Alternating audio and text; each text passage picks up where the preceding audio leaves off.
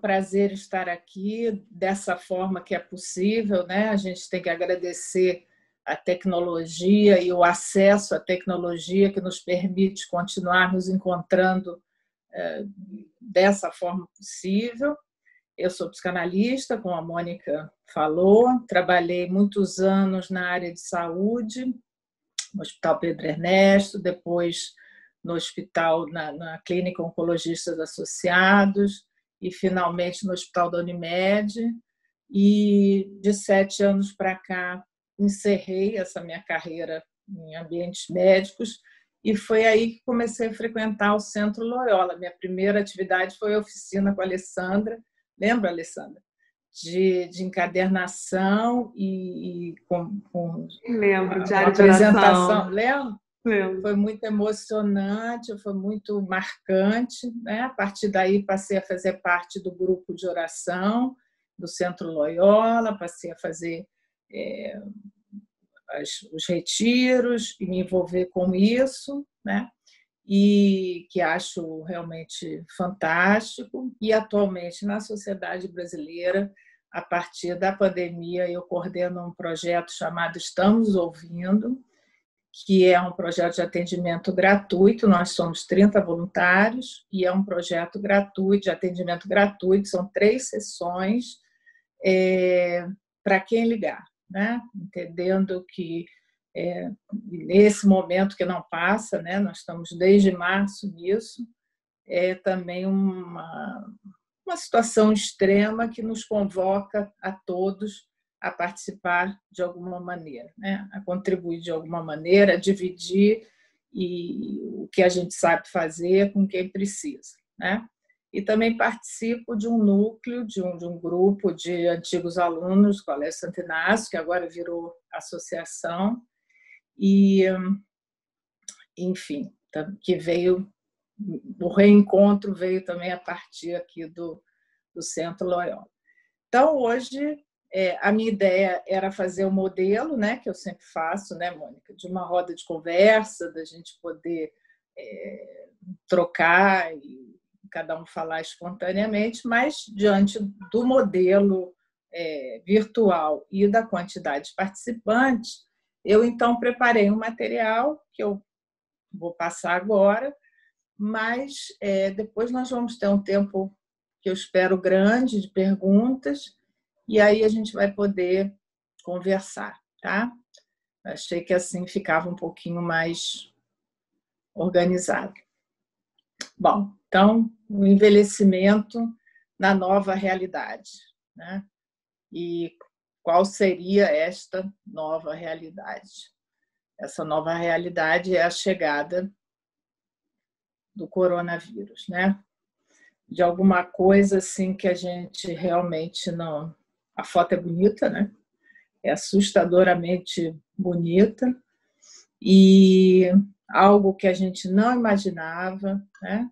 Algo que nós pensávamos que pertencia aí ao passado, da peste negra, da peste bubônica, da gripe espanhola. E, para nossa surpresa, a gente foi atropelado pelo coronavírus, né? Então, essa nova realidade que nos... Deixa eu achar aqui só um minutinho. Vai. Agora, embora eu vá falar de coisas muito difíceis, eu gostaria que a gente não perdesse a esperança, né? Que é uma atividade nesse momento bastante... que requer esforço. E essa é uma frase do Ailton Krenak, que vocês devem conhecer, o líder indígena, ambientalista, que eu gosto muito, né? O sonho está dormindo, o pesadelo acordou. Guarde a esperança num lugar bem seguro, né? Então, não se trata de perder a esperança, mas esse momento a gente vai ter que deixar ela um pouquinho de lado, né? E aqui estávamos nós, há quase um pouquinho mais de um ano atrás, numa roda de conversa justamente sobre o envelhecimento, na Livraria Paulos, né? Presencialmente, conversando, olho no olho, né? a gente, quer dizer, uma experiência que a gente achava que sempre seria possível e sempre faria parte da nossa vida, né? Era só uma questão de organizar, de ter boa vontade, enfim, né? E não foi isso que aconteceu, né? Então, naquela época, a gente discutia o novo velho, né? Do lado bom da questão da velhice, o novo velho, aí tá, botei a Maitê Proença, que tem mais de 60 anos, né? Mas que tem a possibilidade, quer dizer, as pessoas que têm a possibilidade, o acesso a exercícios, exames, então o pessoal viajando, né? Participando das mídias sociais. Eu me lembro até que na questão de avião, eles passaram a dividir os com mais de 65 anos e os mais de 80 anos, né? Porque você já tinha muita gente com mais de 80 anos viajando, grupos de viagem, grupos de uma série de coisas, né? Quer dizer, uma mudança muito grande em termos de paradigma do envelhecimento, né?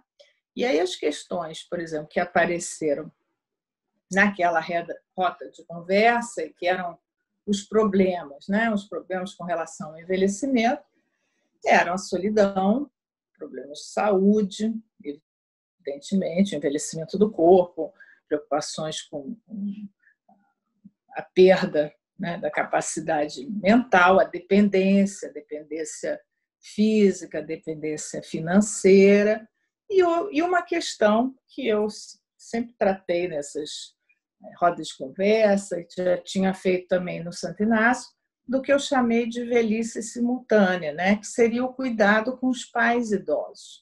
Quer dizer, nós, essa geração de 50 e poucos, 60 anos, uma geração que passou a ter pais idosos vivos, né? E que, portanto, essa era uma outra questão, né? Envelhecimentos simultâneos que implicavam em decisões importantes, em muitos gastos emocionais, gastos financeiros, né? E aí a gente estava, mas a ideia é que que a Mônica falou, que a gente viveria muito, né?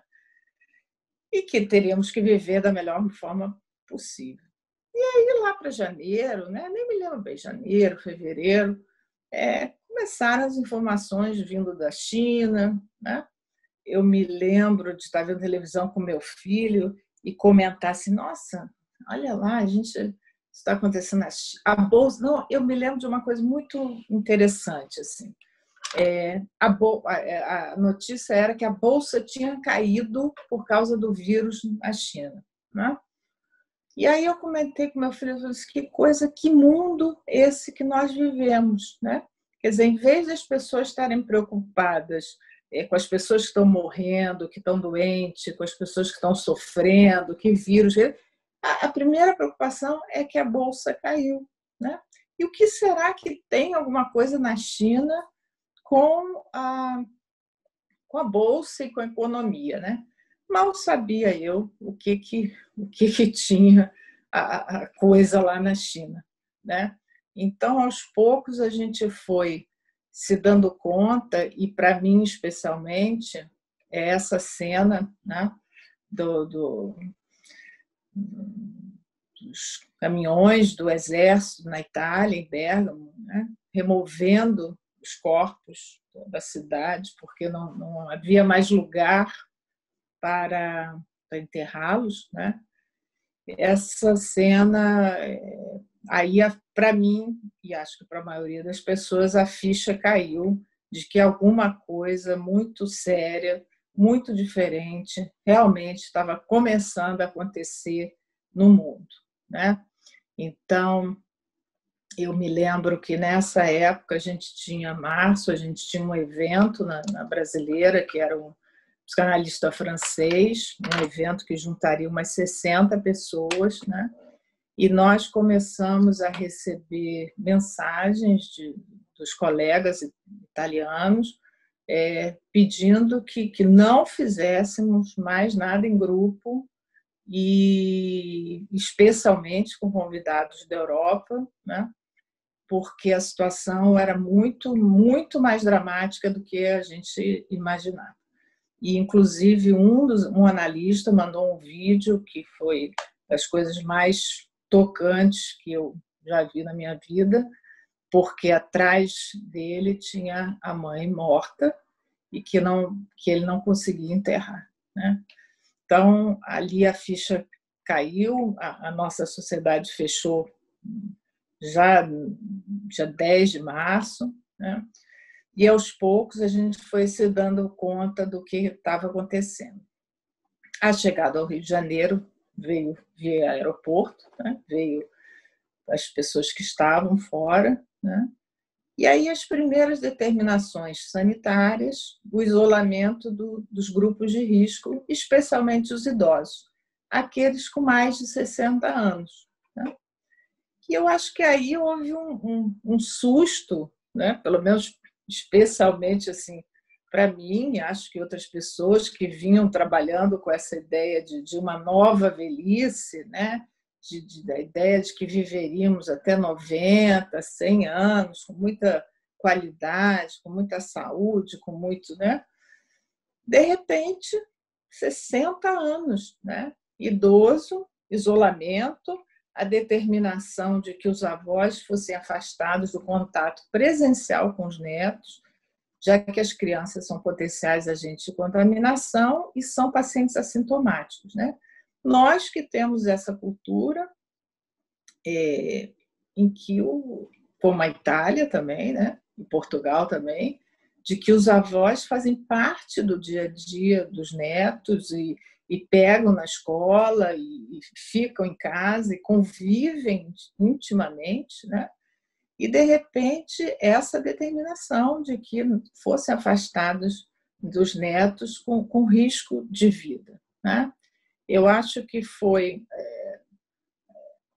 um trauma, né? Foi um susto imenso, a gente não tinha noção do que estava se passando, né?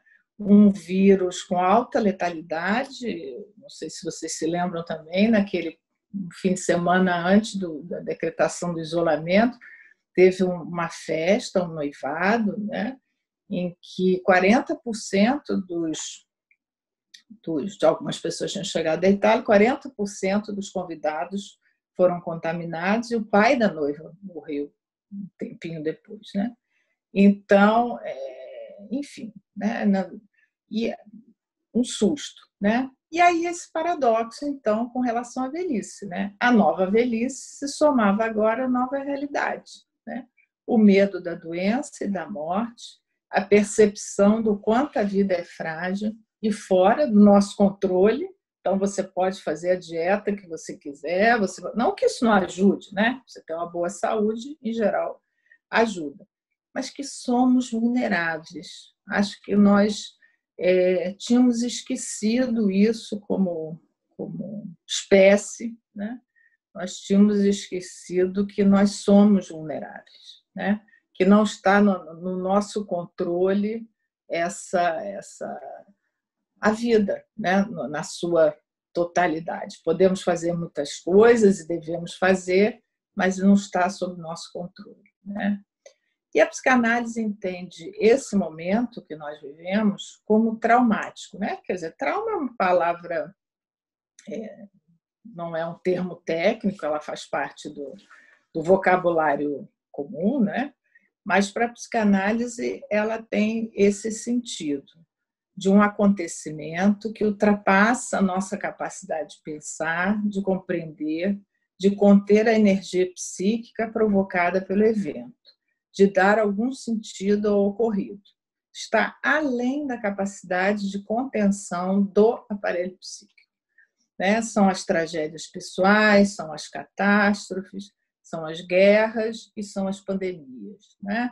Ou são um abuso sexual, enfim, coisas que ultrapassam a capacidade de entendimento, a capacidade egóica de conter aquela energia, e aquilo, então, arrebenta mesmo, né? Psiquicamente, como se a gente fizesse aí uma imagem de que aquilo ultrapassa de uma panela de pressão que, de repente, estoura, né?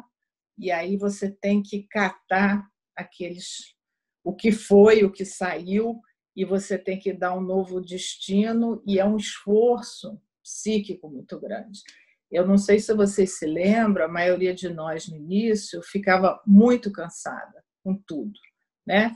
A começar com a mudança de tudo para o universo online, a questão quem tinha empregada, o que fazer, passar a fazer o trabalho doméstico, né? E aí eu me pergunto, então, né, daquelas questões que existiam anteriormente, sobre solidão, sobre envelhecimento, tudo ficou mais difícil, né? O isolamento, a solidão, a interrupção das atividades de socialização, tudo que se fazia, aquilo que a gente achava tão normal, né? Sair para encontrar uma amiga e tomar um café, e fazer um curso no Centro Loyola, né? Fazer uma atividade assim, encontrar pessoas, né? Que impacto teve isso na nossa vida, né? Outra coisa com o isolamento, o contato íntimo consigo mesmo. Quer dizer, a partir do momento que você fica longe da rua, longe do contato com as pessoas, com fora, né, você automaticamente se volta para o dentro. E isso pode ser muito bom, pode ser um caminho de descoberta, um caminho de autoconhecimento, inclusive relacionado à espiritualidade, né? Mas pode ser muito difícil, né? Às vezes, encontrar consigo mesmo é um encontro complicado, né? Com relação aos velhos, muito velhos e que com cuidadores, também toda a questão de como manter o esquema doméstico, né? E quem tem netos, e são muitos, né? Quando veremos os netos, né? Quando isso retornará ao normal? Quer dizer, as pessoas sofreram muito, né? A sensação de que não veriam mais os netos, do que poderia acontecer, do tempo que restava de vida, né? E também, só que os meses foram passando, né? E as doenças não deixam de acontecer. Então, outras internações por outras coisas, acidentes em casa, também foi algo que começou a acontecer com alguma frequência, né? Então, a vida não parou, né? E aí a gente pode pensar, assim, em termos de quais foram os sentimentos e as defesas, porque a gente tinha uma ideia, não sei se vocês se lembram, não sei se vocês têm essa percepção também, né, de que o tempo, a gente olha para março, a gente lembra de março, de abril, e tem a sensação de que foi há 10 anos atrás, né? Eu acho que isso acontece quando as coisas têm muita intensidade, né? É o que acontece quando a gente faz uma boa viagem. Você pode viajar uma semana, 10 dias, no entanto, a sua impressão assim de que você viajou muito, né? Ficou muito tempo fora de casa, porque aquilo é muito intenso, né?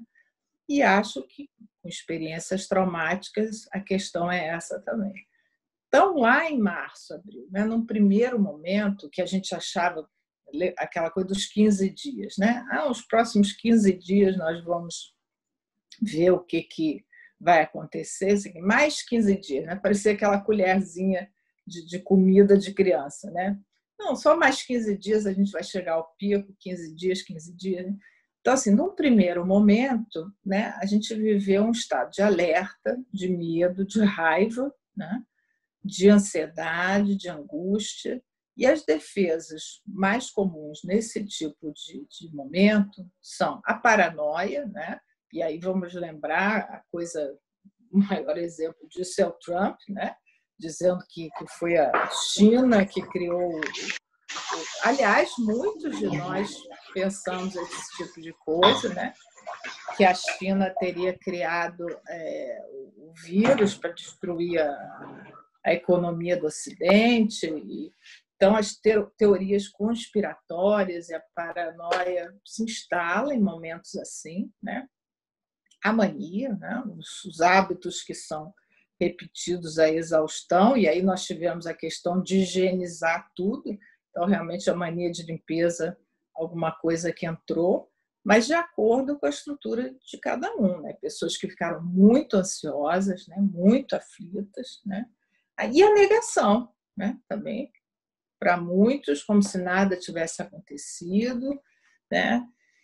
E fosse uma gripezinha, também conhecemos quem falou isso, né? No segundo momento, e aí é uma coisa que eu vou trazer para vocês, que eu li e achei muito interessante, de um professor espanhol, é uma tristeza Covid. Quer dizer, com a passagem dos meses, né, a gente sai desse estado de alerta, que ele não é possível de ser mantido permanentemente, e entramos numa coisa assim de uma tristeza, né? Eu acho, eu observo.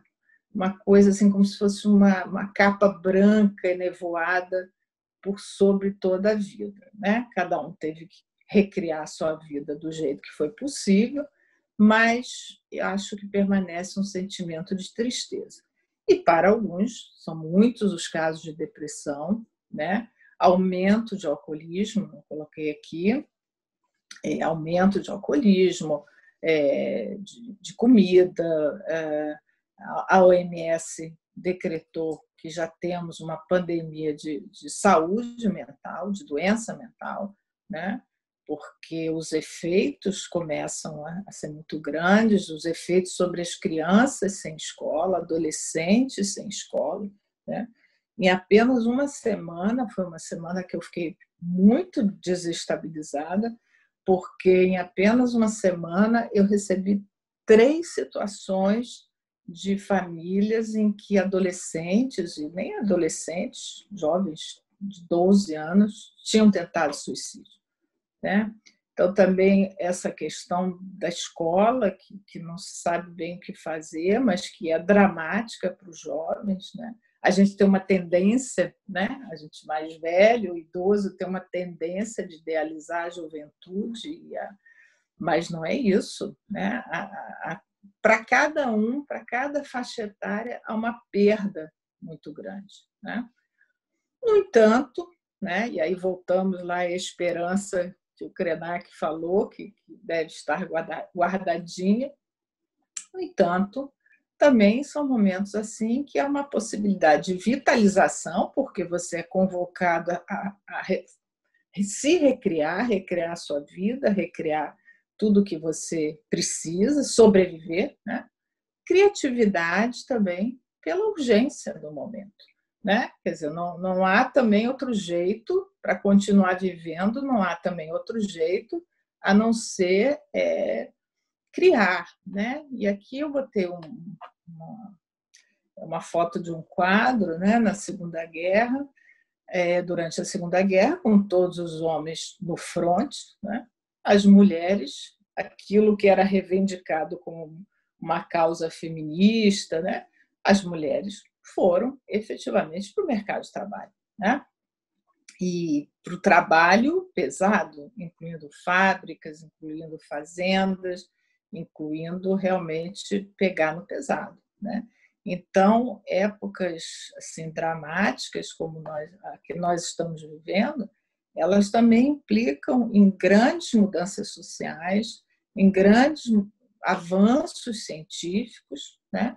E nós estamos vendo isso com a questão do racismo. Parece esquisito, né? Você vai, mas como que os Estados Unidos tá se juntando, está fazendo isso nesse momento? Não, está fazendo porque tudo passa a ter uma intensidade muito diferente, né? E a ciência, o que nós estamos vendo também, a corrida com as vacinas, né? A valorização, acho que as pessoas passam a se dar conta do que é o SUS, do que é a Fiocruz, o Butantan, a importância, e a ciência brasileira, apesar de tudo, é forte, né? Apesar de todo desinvestimento, ou pouco investimento que tem, é muito reconhecido, né? E aí eu encontrei isso num grupo que eu participo de psicanalistas espanhóis, que eu achei muito interessante, né? Uma definição, uma criação, a ideia de uma tristeza Covid, que teria como que não seria uma depressão, né? Mas que teria como característica uma tendência ao silêncio, um cansaço, uma certa dificuldade para dormir, uma inquietação, né? Um sentimento assim de não ter muito um objetivo e perspectiva de futuro, a sensação de um exílio da própria vida, né?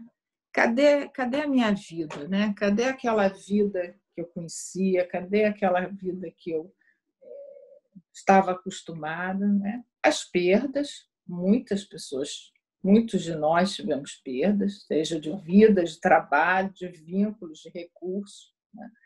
Nós, no Rio de Janeiro, então, observamos isso. Quem já viu, já foi à rua e tal, observa como o Rio de Janeiro efetivamente empobreceu, né? A crise social, e aí os países mais vulneráveis têm isso, mas você vê, ele está falando isso da Espanha, quer dizer, não é só aqui, né? E não é depressão, né? Então, acho que isso é interessante pensar. Não é algo para ser medicalizado, não é algo para ser. Não adianta, essa tristeza Covid não passa com remédio, né? Ela não é uma perda de vitalidade, é uma outra coisa, né? E acho que estamos vivendo isso, né? Uma sensação de realidade. Você vê as pessoas de máscara, né? Às vezes você não reconhece as pessoas, não vemos os sorrisos, né? Sem o contato físico, então sem beijos e abraços, né? Às vezes de uma pessoa, de um marido, não lembro, mas mesmo assim há risco, né? Então nós estamos vivendo uma situação muito que nos priva de muitas coisas, né?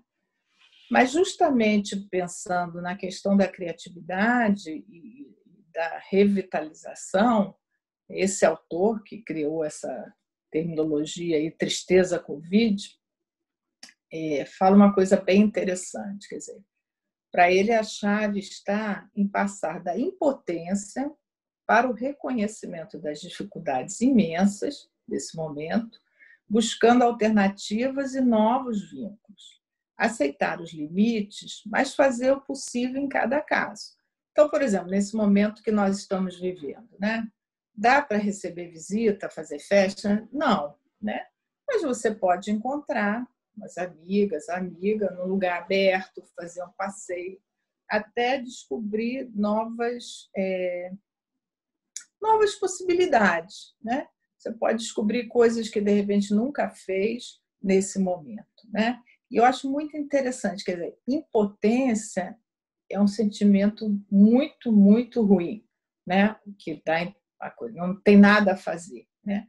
Mas o reconhecimento das dificuldades e dos limites, ele é difícil, mas é possível lidar, né? Como que eu posso fazer isso? Como que eu posso fazer com o meu trabalho? Como que eu posso fazer com as minhas relações, né? Até as questões mais prosaicas, né? Que foi agora na pandemia a questão de pintar cabelo, né? Eu vou querer continuar a pintar o cabelo, então eu vou aprender como pinto o cabelo, né? Como é que eu faço com a comida? Eu vou aprender a cozinhar, né? Então, muitas vezes, esses micromovimentos que parecem que são bobagens, né? Não são, não, né? Porque cada pequeno desafio que você vence, cada pequena coisa que você aprende e descobre é algo que fortalece, né? Te fortalece, fortalece o seu ego, isso em qualquer idade, né? Eu acho que, por exemplo, para os idosos que aprenderam a mexer na internet, que aprenderam a usar os recursos das mídias sociais, isso foi um grande ganho, né? E essa descoberta que você pode participar em eventos na Europa, nos Estados Unidos, você pode participar de várias coisas online, né? Então, não necessariamente. Então, isso não é impotência, né? Isso é atravessar as dificuldades. E acho que a questão que se impôs e vem se impondo para todos nós é assim, realmente o que é fundamental para você, né? O que você não abre mão? Todos nós precisamos fazer escolhas nesse momento, né? E o que é fundamental, né? Então, por exemplo, dá para trabalhar, o meu trabalho online ficou tranquilo, né? Então dá para trabalhar online e sair um pouco no final de semana, né? Essa é uma escolha, né? Em vez de me arriscar a trabalhar presencialmente no consultório e no final de semana ficar trancado em casa, para mim, me pareceu melhor continuar trabalhando online e sair no final de semana, em lugar aberto, em lugares com cuidado, com proteção, com pessoas conhecidas, né? Então, cada um precisa fazer essa escolha nesse momento, né? Alguns idosos poderão ter a possibilidade de fazer essa escolha, outros não, né? Aqueles que são mais dependentes, infelizmente, não poderão fazer essa escolha, né? Mas, por outro lado, acho que também, nesse sentido, sofreram menos com a pandemia, porque já estavam numa situação de poucas escolhas, né? Então, eu acho que foi mais afetado o grupo que nós chamávamos de novos velhos, né? Aqueles velhos de 60, 70, com bastante vida social, viajando, com muitos amigos. Tenho a impressão de que foi esse o grupo mais atingido pelo que aconteceu, né?